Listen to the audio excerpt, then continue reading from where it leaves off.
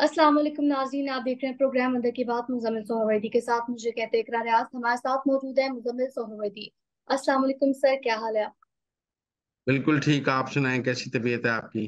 ठीक, अल्लाह पाक का शुक्र है सर। आज के दिन में काफी अहम डेवलपमेंट हुई है। जिस तरह की हमने कल एहतजाज का जिक्र किया था कि होगा नहीं होगा, मुलतवी होगा या क्या होगा, तो उसमें हमने देखा कि बैरिस्टर गौहर की जानिब से एक वीडियो सामने आई जिसमें कहा गया है कि वफाकी वज़ीर दाखिला ने यकीन दहानी करवाई कि खान साहब से अडयाला जेल में डॉक्टर्स की टीम मुलाकात करेगी और जो उनकी सेहत के बारे में लोगों को तशवीश है उस पर उनको रिपोर्ट देंगे।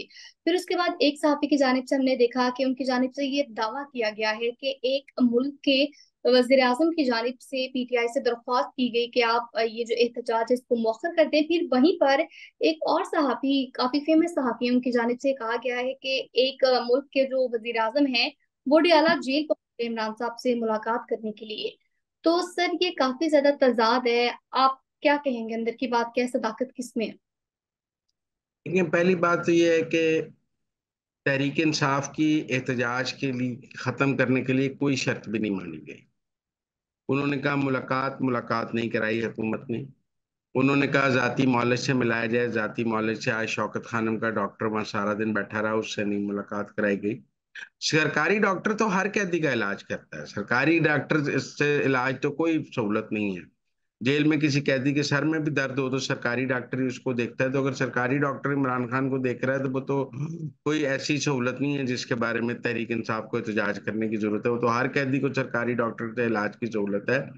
जो उनकी दो बुनियादी शराइत थी वो नहीं मानी गई। एक के मुलाकात कराई जाए और दूसरी ये कि उनके जाती मॉलेज को उनका मुआयना करने दिया जाए। तो दोनों बातें नहीं मानी गई। तो इसका मतलब है तहरीक इंसाफ ने बगैर किसी शर्त मनवाए एहतजाज खत्म किया। अब उसके बाद क्या हो रहा है? एक तो ये खबरें आ रही हैं कि जी गंडापुर की और हमाद अजहर की बहुत लड़ाई हुई है। एहतजाज खत्म करने पे गंडापुर कहता है मैं ही पहुंचता हूँ, पंजाब से तो कोई पहुंचते नहीं। और एहतजाज के हवाले से तहरीक इंसाफ के अंदर लड़ाई है। ये बात सामने आई। सलमान अकरम राजा ने कहा कि हमने कोई यूट्यूबर्स के कहने पर तो पॉलिसी नहीं बनानी है। तो वो अपनी जगह एक तहरीक इंसाफ के अंदर की लड़ाई है। लेकिन अब कुछ नए बयानिए भी देख रहे हैं। एक बयानिया ये है कि जी एक दोस्त मुल्क ने तहरीक इंसाफ से दरखास्त की कि आप एहतजाज मुलतवी कर दें। तो उस दोस्त मुल्क की ख्वाहिश पर, दरखास्त पर एहतजाज मुलतवी किया गया। ये दोस्त मुल्क कौन हो सकता है? अमेरिका तो हो नहीं सकता। अमेरिका की कॉन्फ्रेंस नहीं, क्या चीन के कहने पे एहतजाज मुलतवी किया गया? मेरा नहीं ख्याल चीन किसी भी स्टेज पर इमरान खान से या तहरीक इंसाफ से ये दरखास्त करेगा कि आप एहतजाज मुलतवी कर दें। उनका वजीर आजम इस मुल्क में आए 14 को, जब एहतजाज की कॉल मौजूद थी और एहतजाज मुलतवी नहीं हुआ हुआ था। यहाँ तो आप कहें ना, वो एहतजाज मुलतवी करा के पाकिस्तान आए हैं। मुझे नहीं लगता किसी दोस्त मुल्क ने पीटीआई से कोई रिक्वेस्ट की है। अगर कोई दोस्त मुल्क रिक्वेस्ट कर रहा होता तो पीटीआई की भी कोई शर्त मानी जाती, कोई डॉक्टर तक सहूलत मिल जाती, कोई जेल में मुलाकात खुल जाती। तो कोई शर्त नहीं मानी गई तो दोस्त मुल्क बीच में से कहाँ से आ गया? इसलिए मुझे नहीं ख्याल, मेरे ख्याल में ये एक बिल्कुल ऐसे ही जैसे कहते हैं खिफ़्फ़त मिटाने के लिए ये बयानिया बनाया जा रहा है कि जी आप चूंकि खिफ़्फ़त मिटाने के लिए, कि अब एहतजाज तो मुलतवी कर दिया है, तो खिफत मिटाने के लिए कहा जा रहा है कि जो दोस्त मुल्क ने कहा। एक और हमारे सहाफी दोस्त हैं, उन्होंने कहा जेल के दरवाजे खुल गए, रात को एक मुल्क का वजीर आजम अडयाले पहुंच गया और डॉक्टर जान नहीं दे रहे थे अडयाले। दोस्त मुल्क का वजीर आजम पहुंच गया इमरान खान को मिलने अडयाले। तो कैसी कैसी उड़ाते हैं अपने यूट्यूब और व्यूज के लिए। मैं खुद हैरान हूँ कि मेरा मतलब यहाँ मुलाकात, उसकी उसकी बहनें अंदर हैं, उसका उसके बच्चों से फोन पर बात नहीं कराया जा रही, डॉक्टर उसको मिलने नहीं दे रहे थे, वो दोस्त मुल्क का वजीर आजम पहुंच गया है। कैसी कैसी उड़ाई जाती हैं। वैसे आज जमाइमा ने भी इमरान खान के हक में ट्वीट किया है, बिल्ली थैले से बाहर आ गई है। और उसने भी कहा है कि जी मेरे साहब का खामन पे की मुलाकातें बंद कर दी गई हैं, बच्चों से बात नहीं कराई जा रही। भाई बच्चे बात करना चाहते हैं तो बच्चे आके मिल लें अपने बाप से, पाकिस्तान आ जाए। 1 साल से बाप अंदर है, वो बाप से मिलने के लिए आए तो है नहीं। तो वो बच्चे जो बाप से मिलने के लिए तैयार नहीं है, 1 साल से बाप जेल में है, वो उसको मिलने के लिए तो आए नहीं है। तो वो बड़े परेशान है कि बाप की मुलाकातें बंद हो गई हैं। बहरहाल जो ड्रामे का, बीमारी का ड्रामा था वो भी सारा खत्म हो गया है। कोई बीमारी का ड्रामा नहीं चल सका, ना बीमारी के नाम पर मुलाकात डॉक्टर हो सका। और कोई भी ड्रामा जो है वो पीटीआई का नहीं चल सका। मैं समझता हूँ पीटीआई को चारों शाने चार शिकस्त हुई है। और ये ऐसी शिकस्त है कि उनके लिए बहुत बड़ी सियासी शिकस्त है कि वो एहतजाज की कॉल पर भी ब्लैकमेल नहीं कर सके। जहां तक बात है आईनी तरमीम की, 17 को इजलास बुला लिए गए हैं, 16 को कमेटी का इजलास है, 17 को तरमीम आ रही है, और 17 को कौमी असम्बली और सेनेट के इजलास बुला लिए गए हैं, तो 17 को तरमीम आ रही है। और ये जो तरमीम 16 तक ये वो है, 17 को तरमीम आ रही है, तो ये जो था कि एहतजाज से तरमीम रोकेंगे, वो सारा ड्रामा भी फ्लॉप हो गया है। और मेरे ख्याल में तरमीम भी अब 17 को पेश हो रही। तो सर ये भी कहा जा रहा है कि पाकिस्तान पीपल्स पार्टी जो है वो 18 अक्टूबर को जो आईनी तरमीम आएगी, पास होगी, उसकी मुखालफत करेगी। तो इस पर आप क्या कहेंगे? नहीं नहीं, देखें, बिलावल फजलुर रहमान तो मिलकर ये ला रहे हैं। पीपल्स पार्टी क्यों मुखालफत करेगी? बिलावल बिलावल का एक बड़ा अहम रोल है इस आईनी तरमीम को मैच्योर करने में। और उसने गवर्नमेंट के लिए बहुत काम किया है, और वो अपने बाप के लिए भी किया है। बाप उनका सदर ममलिकत है। पीपल्स पार्टी इस वक्त चेयरमैन सेनेट पीपल्स पार्टी का है। 2 सूबों में हुकूमतें हैं पीपल्स पार्टी की, तो उन्होंने अपनी हुकूमतों के लिए किया है। मुझे नहीं लगता कि बिलावल ये बेपर की उड़ाई जाती हैं कि जी बिलावल वजीर आजम आ रहा है। ये नून और पीपल्स पार्टी की लड़ाई कराने के लिए बहुत बयानिए बनाए जाते हैं, जिनमें मैं समझता हूँ अभी कोई हकीकत नहीं है, और ऐसा कोई इम्कान भी नहीं है। सर आगे बढ़ेंगे, कुछ बात करेंगे। एक मुआशी तरक्की के नए बाब के लिए पाकिस्तान के लिए आज एजाज का दिन था, एचसीओ समिट का पहला रोज। और चीनी वजीर आजम की सदर मुमलिकत से भी मुलाकात हुई है। भारतीय वजीर खारजा जयशंकर जो है वो पाकिस्तान आए, और दीगर ममालिक के जो वज़राए आजम है वो भी पाकिस्तान आए हैं। और आज का दिन बहुत अमन अमान से गुजरा है। और आप इससे क्या देख रहे हैं कि मुल्क की जो हालात हैं वो कितने बेहतर होंगे, और जो एसआईएफसी की कोशिशें हैं उस पर इसका क्या असर होगा? मेरे ख्याल में एससीओ की कॉन्फ्रेंस पाकिस्तान के लिए एक ताज़ा हवा का झोंका है। इससे माशी बेहतरी भी होगी, और इससे एक आलमी तन्हाई भी खत्म हुई है। और ये सफारती लिहाज पर एक बहुत बड़ी कामयाबी है शहबाज शरीफ की हुकूमत की। अब तो जो शहबाज शरीफ के नाकदीन हैं वो भी शहबाज शरीफ की तारीफ कर रहे हैं और एससीओ की तारीफ कर रहे हैं, और एससीओ की वजह से जो पाकिस्तान को फायदे हो रहे हैं उसकी तारीफ कर रहे हैं। तो ये तो ऐसी कोई बात नहीं है। मैं समझता हूँ कि एससीओ की इस कॉन्फ्रेंस की कोई कौन है जो इसकी मुखालफत कर रहा होगा? वो पाकिस्तान का दुश्मन ही मुखालफत कर रहा होगा। जो पाकिस्तान के हामी हैं वो तो, जो पाक मुहब्बे वतन है वो तो सब एससीओ के साथ खड़े हैं। और जो चाइनीज प्राइम मिनिस्टर के साथ मुआहदे हुए हैं वो भी बहुत कलीदी हैं। रशियंस के साथ जो बातचीत हुई है वो भी बहुत अहम है। बाकी जो सेंट्रल एशियन स्टेट्स के साथ ट्रेड बढ़ाने की बात है वो भी बहुत अहम है। पाकिस्तान को इस कॉन्फ्रेंस से अनगिनत फायदे हुए हैं। कोई एक दो फायदे हो तो आप गिनाए जा सकते हैं। मतलब बेलारूस से लेके ताजिकिस्तान से लेके हर मुल्क के साथ ट्रेड पर बात हो रही है, ताल्लुकात बेहतर करने पे बात हो रही है। 11 मुल्कों के सरबराह पाकिस्तान के अंदर मौजूद हैं। इससे अच्छी बात और क्या हो सकती है कि पाकिस्तान दुनिया में इतनी अहमियत का हामिल है, और जो लोग इसको साबोताज करना चाह रहे थे उन्हें शिकस्त हुई है। और मैं समझता हूँ कि शहबाज शरीफ हुकूमत की ये एक बड़ी कामयाबी।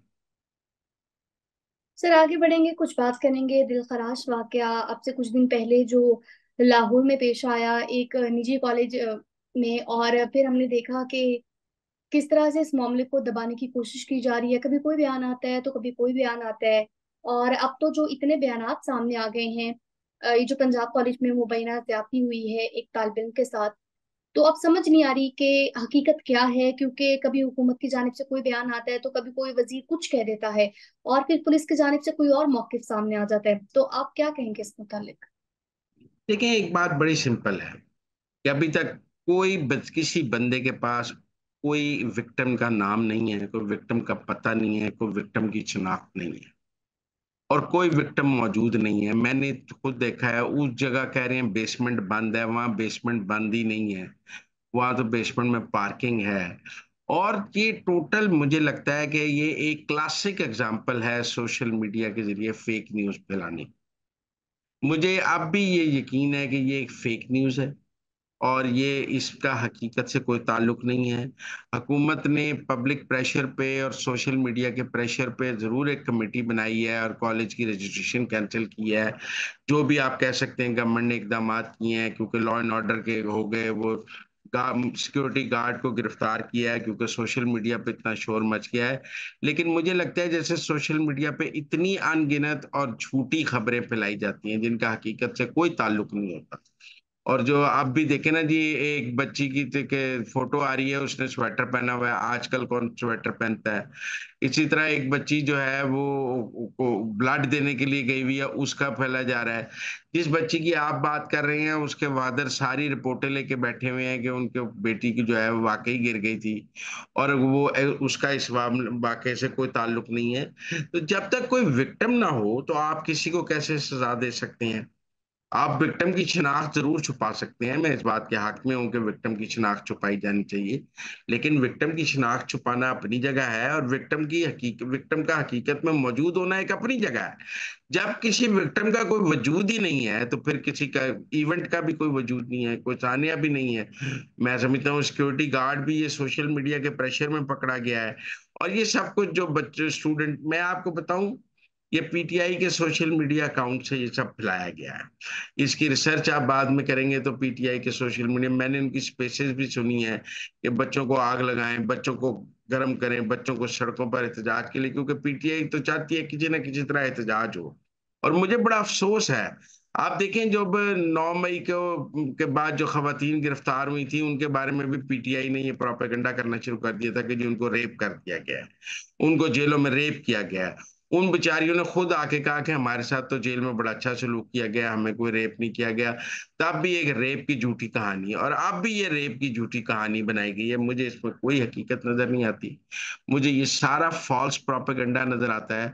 और मुझे ये लगता है कि ये पाकिस्तान में हालात खराब करने के लिए ये एक फॉल्स प्रोपेगेंडा किया गया है, क्योंकि कुछ लोग श्रीलंका बनाना चाहते थे पाकिस्तान को, और कुछ लोगों का ख्याल था कि जी यहाँ पर स्टूडेंट मूवमेंट शुरू कर ली जाए, कुछ का कुछ और ख्याल था। लेकिन मुझे ऐसा कुछ नजर नहीं आता कि उनकी ये कोशिश भी नाकाम हो।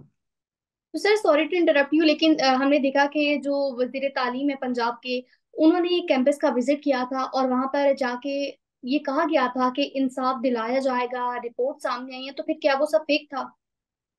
देखो उस वक्त बच्चे एहतजाज कर रहे थे, सैकड़ों बच्चे सड़कों पे थे। जो वहां के हालात के मुताबिक गुफ्तगू थी वो मिनिस्टर एजुकेशन ने की, सस्पेंड कर दी रजिस्ट्रेशन। लेकिन आप बताएं ना, कोई विक्टिम का वजूद है? कोई विक्टिम है? कोई विक्टिम नहीं है। और ये सब जो है एक फॉल्स कहानी है। मुझे अब भी लगता है कि आप गवर्नमेंट ने हाई पावर्ड कमेटी बनाई है, उस हाई पावर्ड कमेटी के बावजूद इसमें से निकलेगा कुछ नहीं। ये झूठ था पहले दिन, ये झूठ है और ये झूठ ही रहेगा। आप कितना भी उसके ऊपर शोर मचा लें, झूठ को सच नहीं कर सकते। चलिए मुझे लगता है सारी झूठी कहानी। चलिए जी। सर, अगर ये फॉल्स प्रोपेगेंडा है, लेकिन हम देखते हैं कि बच्चियों के साथ ज्यादती के वाकयात में दिन ब दिन इजाफा ही हो रहा है, तो आप क्या सजेस्ट करेंगे हुकूमत को कि क्या ऐसे इकदाम यकीनी बनाए जाने चाहिए ताकि जो आजकल का मुआशरा, इसमें खातन जो हैं, छोटी बच्चियां हैं, नन्ही नन्ही बच्चियां हैं, वो भी अपने आप को महफूज फील कर सकें? क्या ऐसे हुकूमत को स्टेप्स लेने चाहिए इंश्योर करने के लिए वुमेन्स की सेफ्टी को? यकीनन हरासमेंट के लॉज सख्त होने चाहिए, और अगर कोई वाकया हो तो उस पर कानून की सख्त अमलदारी होनी चाहिए। और मैं समझता हूँ कि हमें अपने बच्चों को बचपन से को एजुकेशन में पढ़ाना चाहिए। बच्चे और बच्चियां इकट्ठे पढ़ेंगे तो उन्हें इकट्ठे रहना, इकट्ठे काम करना और इकट्ठे कर जिंदगी गुजारने का तरीका आएगा। जब हम उन्हें पढ़ाते ही अलहदा अलहदा है और फिर एकदम उनको माशरे में इकट्ठा करते हैं तो मसाइल पैदा होते हैं, दफ्तरों में भी, हर जगह। तो मेरे ख्याल में हरासमेंट के लॉज बहुत सख्त होने चाहिए, किसी वाक़े पे कोई माफी नहीं होनी चाहिए, लेकिन साथ साथ झूठी खबरों की भी कोई काबिल बर्दाश्त